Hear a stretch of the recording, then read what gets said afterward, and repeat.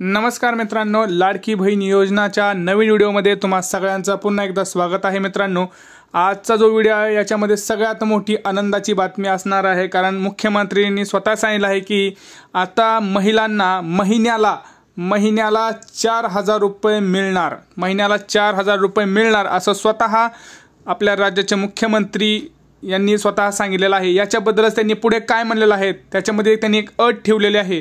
ती नेमकी अट कोणती ही अट पण तुम्हाला मी या व्हिडिओमध्ये सांगणार आहे।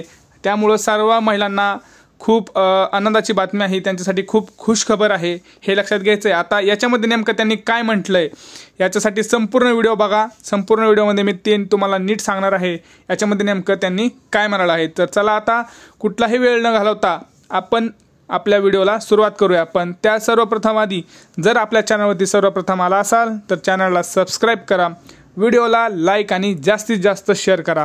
चला बघूया नेमकं काय म्हणालेत। आपल्या राज्याचे जे काही मंत्री आहेत, आपले मुख्यमंत्री, त्यांनी असं म्हणले की लाडक्या बहिणीला आता प्रत्येक महिन्याला काय होणार आहे, प्रत्येक महिन्याला मिळणार 4,000 रुपये। काय मिळणार, प्रत्येक महिन्याला 4,000 रुपये मिळणार असे सीएम आपले शिंदे यांनी म्हटले आहेत। पण त्यांनी एक अट ठेवलेली आहे। ते आता अट कोणती ती मी तुम्हाला सांगणार आहे। त्याच्या आधी लक्षात घ्यायचं आहे, जे काही आपले मुख्यमंत्री आहेत त्यांनी काय केलं आहे ते काय म्हणालेत बघा। याच्यामध्ये ते म्हणाले आहेत की माझी लाडकी बहीण योजना प्रकाशझोतात आली आहे। अशातच मुख्यमंत्र्यांनी एक मोठं विधान केलेलं आहे। याच्यामध्ये ही योजना मत मिळवण्यासाठी सुरू केलेली नाही, हे त्यांनी स्वतः इथं स्पष्ट केलेलं आहे की ही योजना मत मिळवण्यासाठी सुरू केलेली नाही, महिलांच्या हक्कांच्या गोष्टी मिळाल्या पाहिजेत यासाठी लाडकी बहीण योजना सुरू केली गेलेली आहे असं त्यांनी म्हणलं आहे। आणि राज्य सरकारच्या या महत्त्वपूर्ण योजनेसाठी काही लोक अडथळात आहे असं ते स्वतः म्हणतात। तर महायुती सरकारला आणखी मजबूत केलं पाहिजे असं त्यांनी याच्यात म्हणलं आहे। ज्याच्यामुळे लक्षात घ्या, मासिक भत्ता 4,000 रुपयापर्यंत वाढू शकतो। त्यांनी काय म्हणलंय, मासिक भत्ता 4,000 रुपये वाढला जाऊ शकेल, यासाठी तुम्ही काय करा, महायुतीला सरकारला मजबूत करा असं त्यांनी स्वतः सांगितलं आहे। मासिक भत्ता हा 4,000 रुपयापर्यंत तुम्हाला होऊ शकतो असं शिंदे यांनी यवतमाळमध्ये आपल्या ज्या कार्यक्रमादरम्यान म्हणलेलं आहे। या कार्यक्रमाला सगळेच आपले उपमुख्यमंत्री सुद्धा उपस्थित होते। आता त्यांनी एक अट कुठली ठेवलेली आहे ते आपण बघूया। आता नेमकं ते काय म्हणतायत, त्याच्यामध्ये त्यांनी काय म्हणलंय बघा। शिंदे यांनी काय म्हणलं की लाडकी बहीण योजना मत मिळवण्यासाठी सुरू केली नाही, महिला सन्मान मिळाला पाहिजे, त्यांना त्यांच्या हक्काच्या गोष्टी मिळाल्या पाहिजेत। लाडकी बहीण योजनेमुळे विरोधी पक्षांचं टेन्शन वाढलं, सरकारकडून महिन्याला 1,500 रुपये दिले जात आहेत। सरकार एवढ्यावरच थांबणार नाही, तर महिलांनी जर महायुती सरकारला मजबूत केलं, महायुती सरकारला मजबूत केलं पाहिजे असं त्यांनी म्हणलेलं आहे।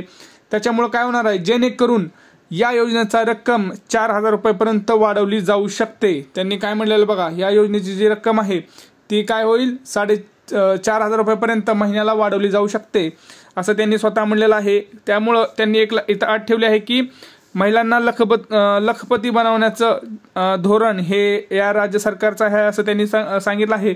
आणि महिला सक्षम बनवायचं काम आम्ही करत आहोत असं त्यांनी स्वतः सांगितलेलं आहे।